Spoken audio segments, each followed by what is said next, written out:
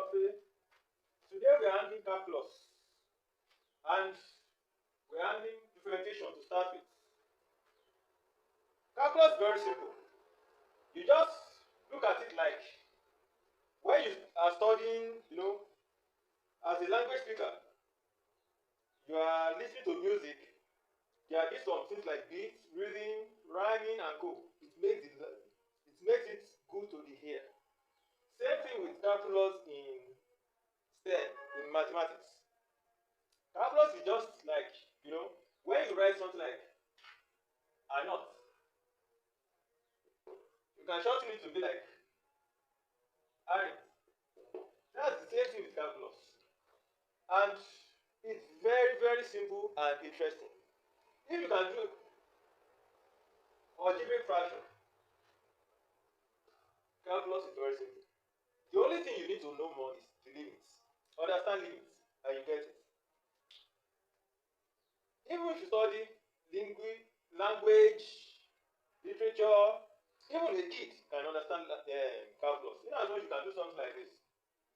Y minus y1 over x minus x1. That's all. That is, when there is a change in one place, there is change here, and there is change here, and you can really work it out. That's all. That's the beginning of calculus. And when you want to study calculus, we always start with differentiation. Just like when you want to study numbers,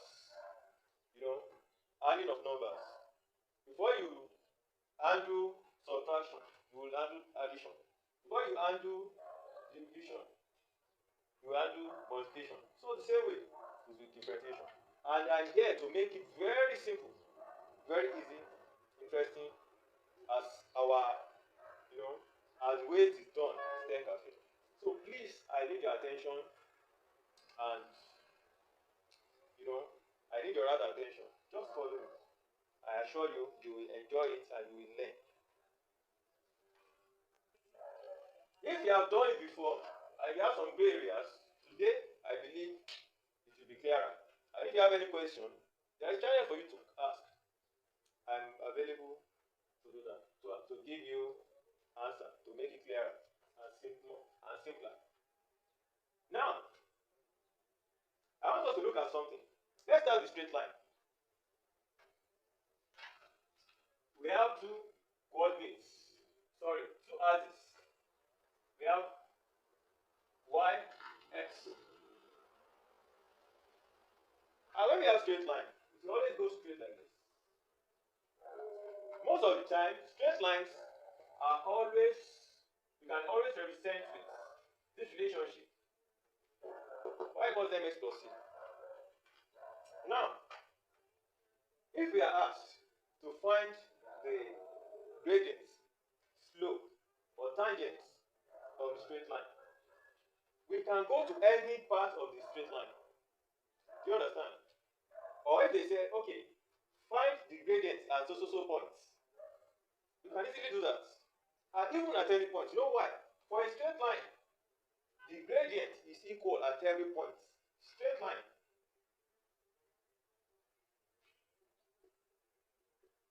Gradient, slope, or tangent is equal throughout. So we always talk about finding slope of the straight line. So all you need to do is just look for a point, draw it down, look for another point that is convenient for you, that you can easily get to divide. So you know these points will be x1, okay, let's call it x2, y2, x1, y1. So to find the slope or tangent or whatever, so we can just do this. y2 minus y1 divided by x2 minus x1. That is changing vertical divided by changing the horizontal. So it's always about, at what rate will this one change? When this one changes at a certain rate. That is the thing. That is, what change will happen or correspond to a certain change in the space. That's the only thing. If you look at the three trigonometric ratio, tangent is opposite over adjacent. So all is just, just doing comparison from one place to the other. Now we have seen that of the straight line. Let's look at, after straight line, what do we have? We have curves. And curves are different shapes. You have that of the quadratic, you have that of the cubic, you have that of the trigonometric ratios of different shapes. Tangent, sine, cosine, all this. But we start with the same thing, the same way. It applies in every, curve in the same way. Now, let's look at the curve. I remember in our physics class, chemistry or whatever, they will tell us to do some readings, and afterwards we plot the graph. We will be asked to find the slope or tangent at certain time, at certain places, certain points. Sometimes we just, look at the tables and just take 2 points and subtract and find whatever you want to find. But let's look at this curve. Assuming I've collected, readings from a practical class, and then I draw the graph. And the graph is like this. And I want to find the slope. I cannot find the slope of the curve like that. It must be at a point, because the slope at this point is different from the slope at this point. So for curve, we always talk about find the slope at so points. Now let's take this space. Let's say this space is P. And it has x1, y1 as its coordinates. You can see. If I want to find tangent at that point, what I do is this.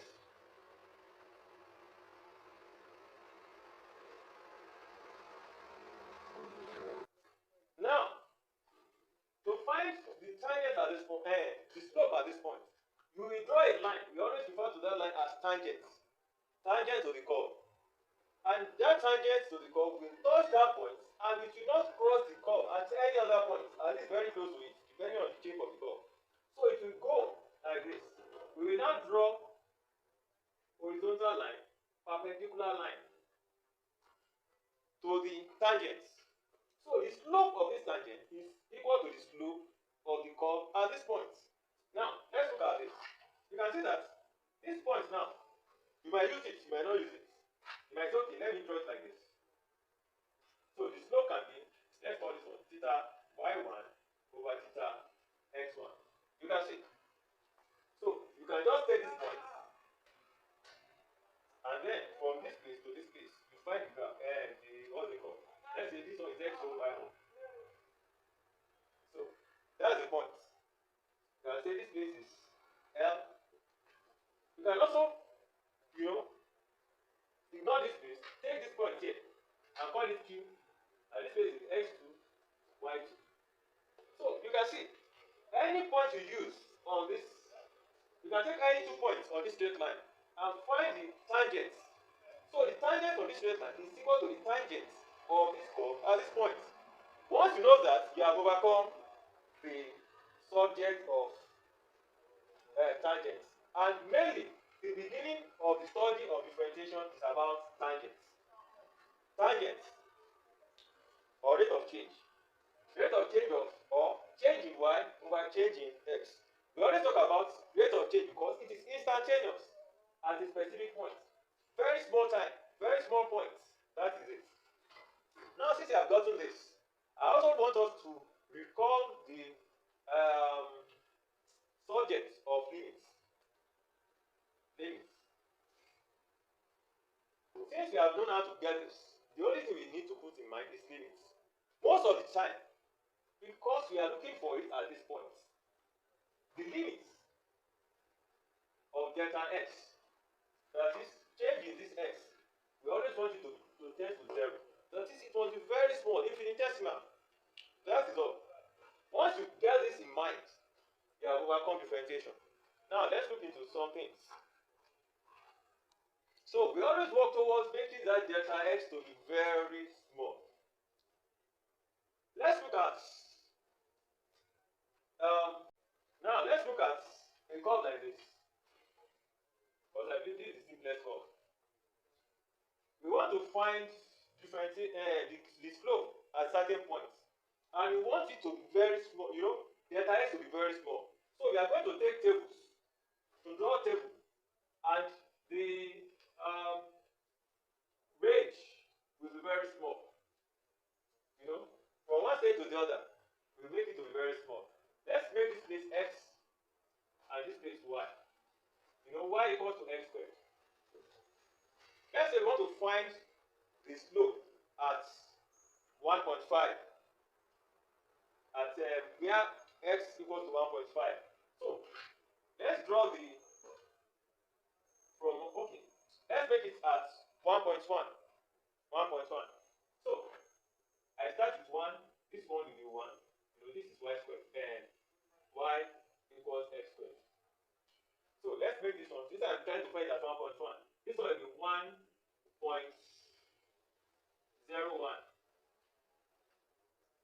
1.02. Because I want that delta x to be very small. And I'm trying to find it at 1.1. Let's continue to, this place will be 1.1. And this is 1.21. You get it? So I'm going to find it at 1.11. 1.12. With this, it will make my work to be very easy. Now let's now say I want to find it at 1.1. Find delta y, delta x at 1.1. Do you understand? Now, if I should look at it and I want to draw a straight line, so because it's going to be like this. And let's call this one 1.1. Let's make this 1.1. This is 1.21. Do you understand? But because this thing is very close, I want to make it like it changes from 1.09,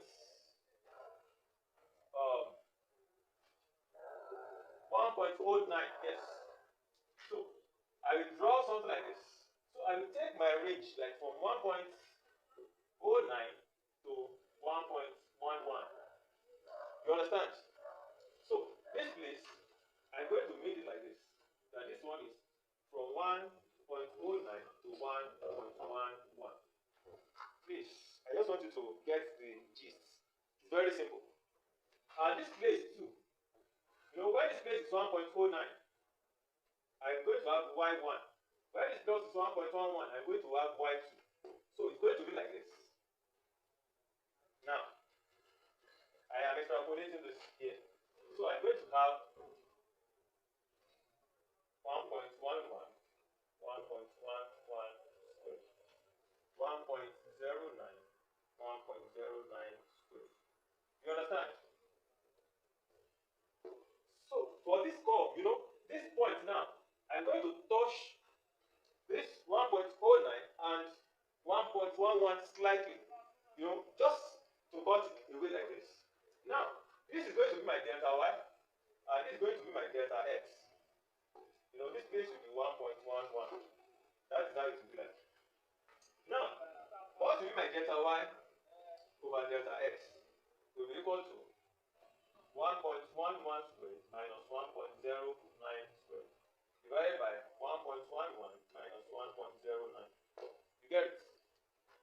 So, just using the knowledge of quadratic, I'm going to make it like this. Let's say at 1.1. So this is going to be 1.11 plus 1.09 into 1.11 minus 1.09 divided by 1.11 minus 1.09.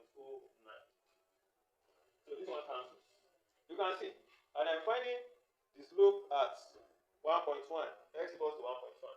So this one is now going to be 1.11 plus 1.09. You can see. So at the end of the day, I'm going to have 2.2. So if you look at this, it is equal to, let's say, approximately 2.2. So this is approximately 2 times 1.1. 2 times 1.1.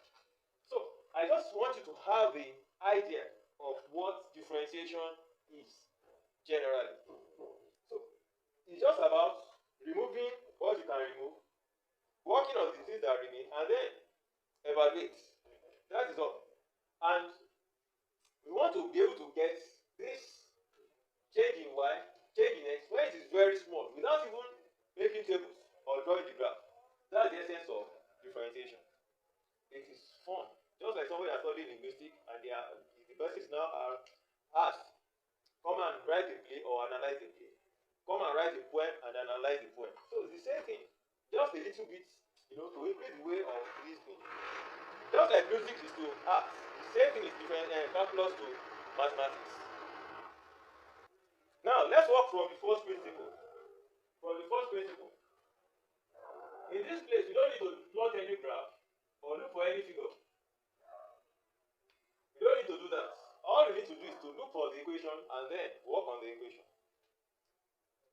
From this, you get our standard formulas and you keep that in your memory. So anytime, you just be able to say, okay, this is the differentiation for so kind of expression. Let's look at what the first principle, working x squared, x cubed from the first principle. Now look at this one now. We have y equals to x squared. You understand? And we want to increase x by little value called delta x. So if we increase x by delta x,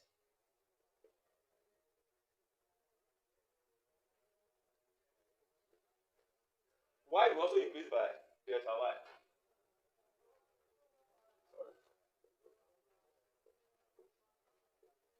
But once you increase x by delta x, for corresponding y plus delta y, this one must be squared.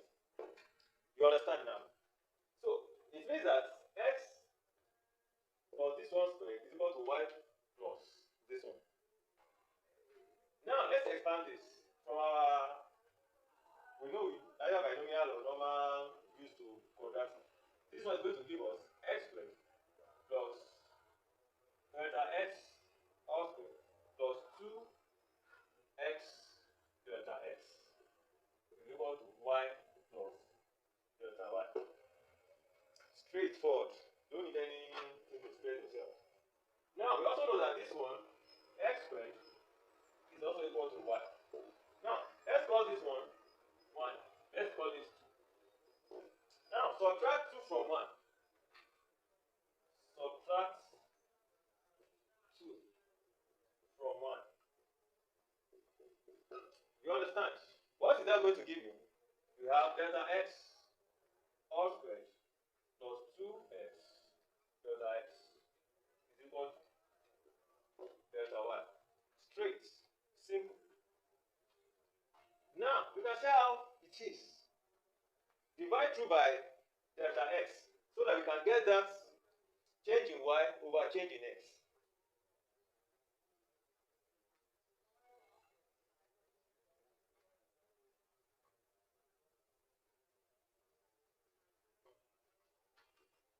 Divide through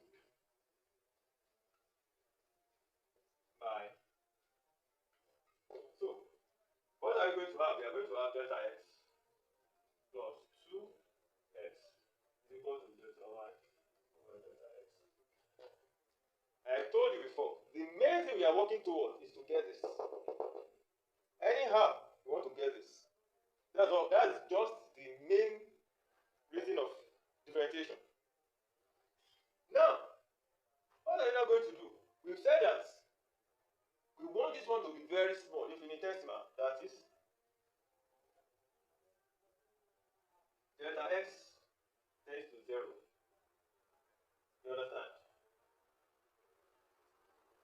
Delta y over delta x tends to y dx. This is the ultimate answer we are going to find. But before we find this, we have to get this. And from this one, we will now look at what it will be when x delta x tends to 0. Not x. Change in x, please. Tends to 0. So you can see if you now put in 0 into this equation here now, it means that 2x is equal to y. Simple. This is the differential value of y equals to x squared. Simple, that's all.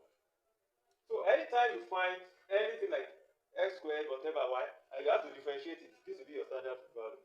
You your standard result. Keep it. Write it somewhere. Let's look at y equals to x cubed. Now, I already made it like this. X cubed equals to y. Normally, we always write it like y equals to x cubed. Now, let's work this one too. From the first principle, we have y equals to this. When x increases by delta x, y will increase by delta y. You can see. Now, let's expand this. We are going to have x cubed plus 3x squared into delta x plus 3x into delta x squared plus delta x cubed is equal to y plus delta y. Let's make this equation 1. And also, we can make it like this: x cubed equals to y. Just now, subtract 2 from 1. Subtract 2 from 1. When you subtract 2 from 1, what are we going to have? We are going to have 3x squared delta x plus 3x delta x all squared plus delta x cubed is equal to delta y. As I pointed out before, the first thing we look for is getting the expression of delta y over delta x. And how do we do that? We divide through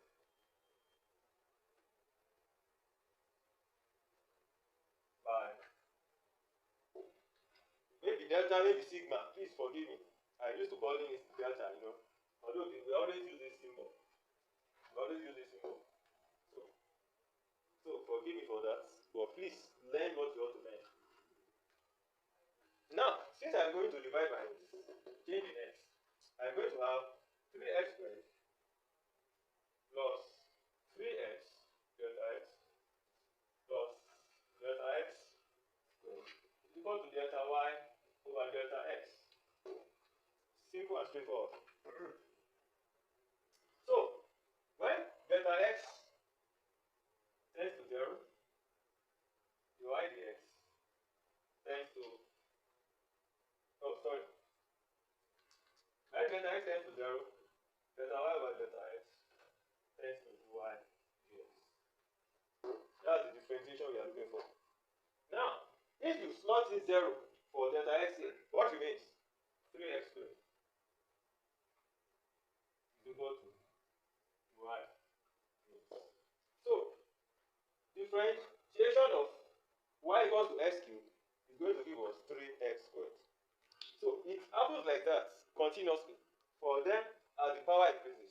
Now let's look at this one. Now, for general equation, y equals x raised to the power n. We can now say, okay, if we have x raised to the power n equals y, therefore x plus increase in x raised to the power n is equal to y plus increase in y, increase or decrease, change in y. Now, let us expand this. Let's expand this. We are going to have x raised to the power n plus n.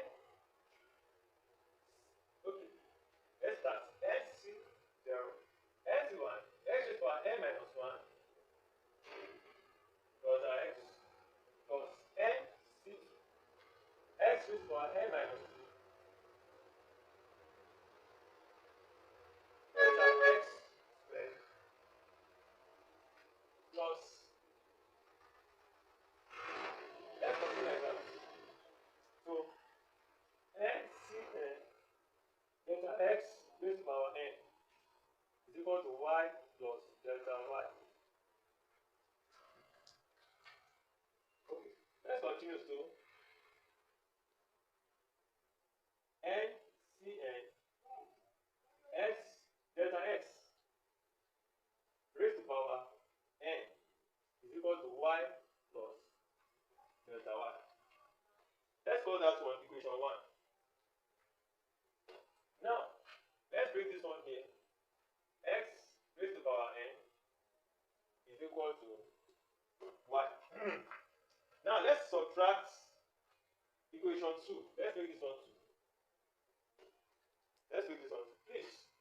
This is just the binomial expansion for, or Bernoulli expansion for this expression. Now, we are going to have MC0 is 1. So this one goes up and this one. So we are going to have MC1 x raised to the power n minus 1 delta x plus MC2 x raised to the power n minus 2 delta x all squared plus MC3 x raised to the power n minus 3 delta x all cubed. So NCN delta x raised to the power n is equal to delta y. You can see how simple it is now. Now, we know what NC1 is. That's n. NC1 is n. This one, it will be n into n minus 1 over 2 factorial. So continue like that. But let's keep it like this. Now, since I have this, let's divide through by change in x. Divide through by. So we are going to have NC1 x raised to the power n minus 1 plus NC2 x raised to the power n minus 2 delta x plus NC3 x raised to the power n minus 3. Oh, this one is delta x, sorry. Delta x squared. So NCN delta x raised to the power n minus 1 is equal to delta y over delta x. Now, when delta x tends to 0, delta y over delta x tends to the y dx. And that's what we are going to find. So,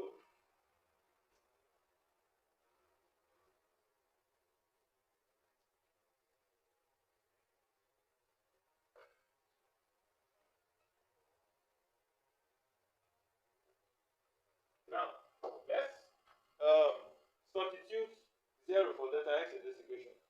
You can see that's going to be NC1 x raised to the power n minus 1 equal to y dx. But NC1, from our knowledge of combination,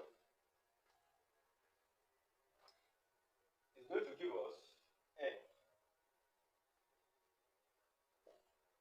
So we are going to have n x raised to the power n minus 1 is equal to y. So this, if you look at it, when we did that of x raised to the power 2, it gives us 2x raised to the power 1. When we did that of x raised to the power 3, it gives us 3x raised to the power 2. You can see. So this is the standard formula for any one. For y equals to x raised to the power n. This is the standard. So just keep this one. You can discard the first two. Keep this one. This one is for the general solution for y equals to x raised to the power n.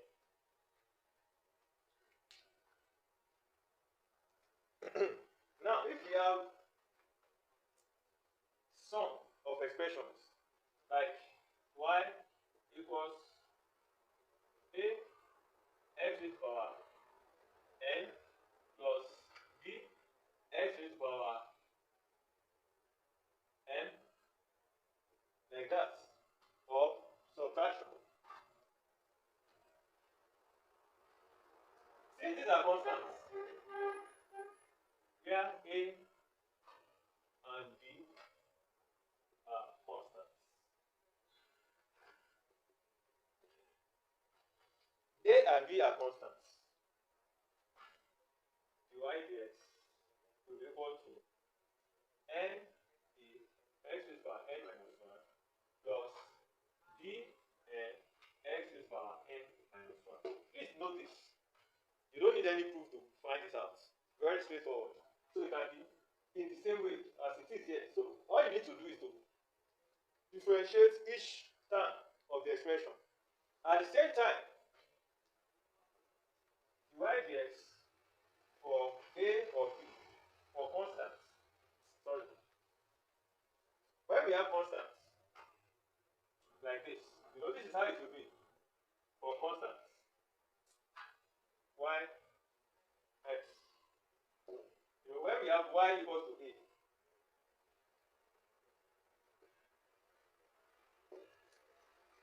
it change? No. So y dx, when y equals to a, any constant, dy dx is equal to 0. You can see dy dx is equal to 0. That is how you do that. So we have been able to achieve like 3 things instantly now.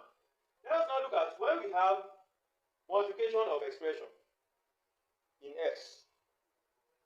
Like this. When we have y equals to ax plus b into, okay, let's say ax plus c into bx plus d, etc. But let's keep it simple by saying 2. There is a special way of doing it. This one for sum is easy, but for products we have another way of doing it. So let's look into that. Now let's talk about product rule. That is when we have two expressions in x, like this. When we have y equals ax plus c and bx plus d. How do we differentiate this? You can expand straight and then differentiate one by one. Do you understand? But I told you, mathematicians don't. We always want to make things simple to get our answers in a very short time. So let's call this. Let's make it y equals to u v. Where u and v are functions of x. Where u and v are functions of x.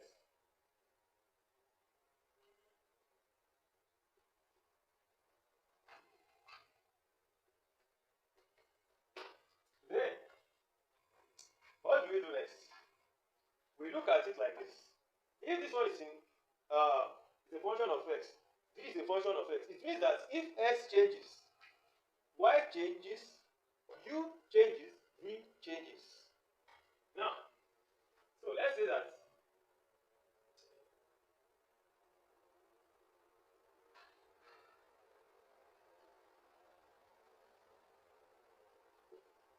therefore we say y plus delta y is equal to u plus delta u into v plus delta v.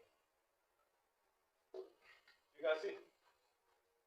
Now, let's expand this. Just like I said we do up before. Let's expand this. This was different from this, actually. Now, this is going to give us uv plus u delta v plus v delta u plus delta v delta u. Let's call that one our equation 1. What will our equation 2 be? Y equals u. Let this be our equation 2. Now let's subtract 2 from 1.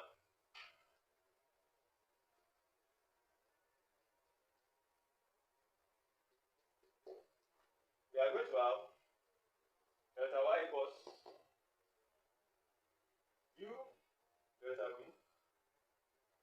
plus v delta u plus delta v delta u. Now I told you the first thing we try to get by all means is changing y over changing x. So divide through by changing y.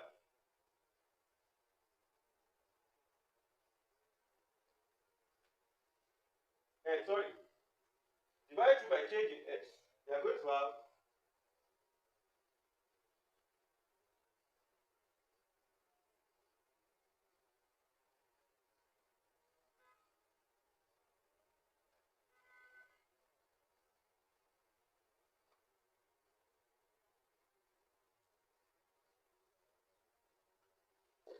you can see we have already achieved first step. That's the first step. Now, I want you to note something. When change in x is very small, change in y, u and v will be very small at the same time, because the combination of the changes in x and y is what brings about the change in x. Sorry, the combination of the changes in v and u is what, culminates to give us the change in y actually now. But all of them depend on changing x. So we are now going to note some things as the limit. When changing x, delta x tends to 0, delta v tends to 0, delta u tends to 0. At the same time, delta y or delta x tends to dy dx. You are getting that? Delta v, delta x tends to dv dx. Delta u, delta x tends to du dx. So you can see, just look at how this thing grew, and then we have gotten to final answer. Now, therefore, this one will now be, because that's what we are working towards. We want to work to where our change in x will be very small. So we are going to have dy dx will be equal to u dv dx plus v du dx. This is u. If you look at this, one of these will be 0, or let me make it like this, 0 into du dx. So this one at the end of the day cancels out.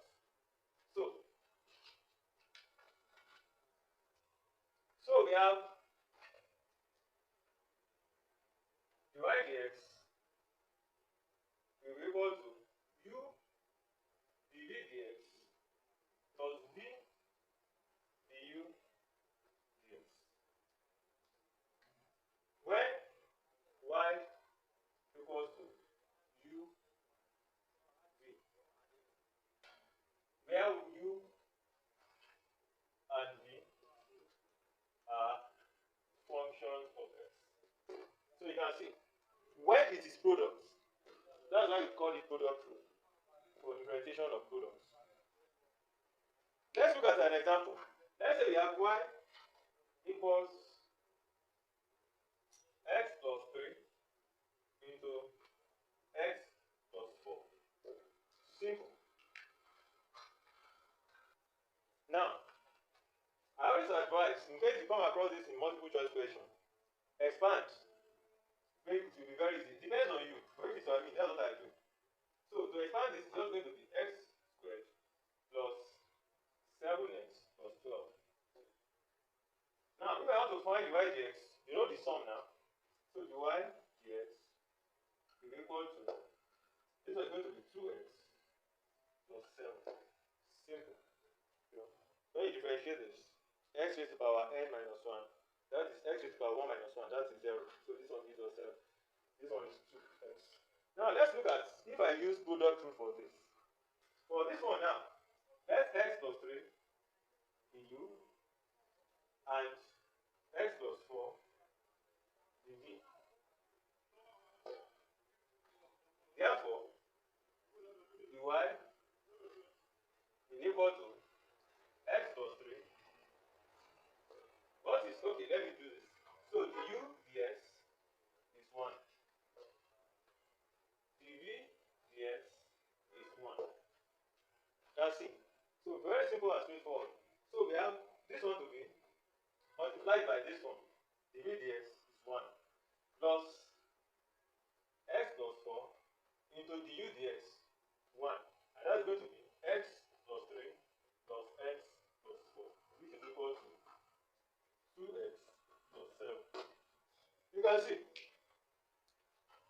So it depends on you and which one you are practiced with.